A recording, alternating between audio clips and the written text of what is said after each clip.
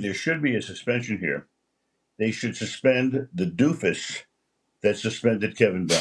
I thought it was A, either a joke, or B, there had to be something much more insidious behind the suspension. Free Kevin Brown! Free Kevin Brown! Free Kevin Brown! Free Kevin Brown! Free Kevin Brown! This is how fans reacted to the completely ridiculous suspension of their team's lead play-by-play TV announcer, reportedly made at the behest of the billionaire, who you should all be familiar with at this point. But today, on MLK Day, I'm not answering any of those questions.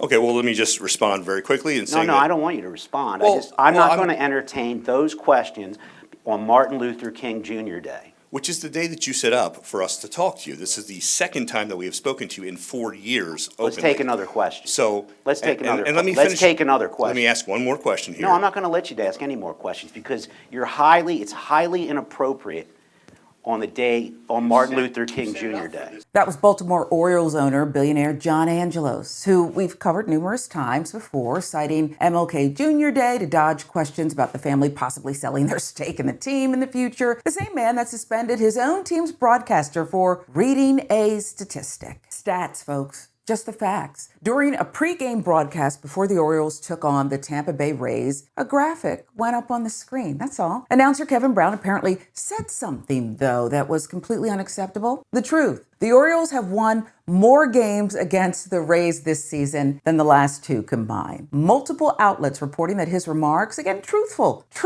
remarks, offended the owner, John Angelos, very thin-skinned guy. So he ordered Brown be suspended. The Orioles, well, not admitting that, of course, but this is actually crazy. Nothing wrong with telling the truth. And if there is something wrong with it, why didn't anyone else on the production team flag the graphic as problematic before they put it up? So now political lies repeated as truth have spilled onto the field of play. I grew up an Eagles fan. Maybe they're Super Bowl champs instead of the Chiefs. Doesn't that sound dumb? Guys with a lot of money tend to think they own everyone and everything, including the truth. They usually can't take any criticism, and they step all over free speech. For years, it's been an underlying problem in sports media. Journalist uncovers a story, ready to break an exclusive, and then, well, the team calls up the outlet, who they're basically in bed with anyway because of TV deals and sponsorship, and they proceed to shout down the story or even threaten it away by making sure there's an understanding that access hangs in the balance. When the team puts on their own broadcast and hires their own announcers, well, you see the conflict. We own you. And talk about a lack of integrity. Even when given the chance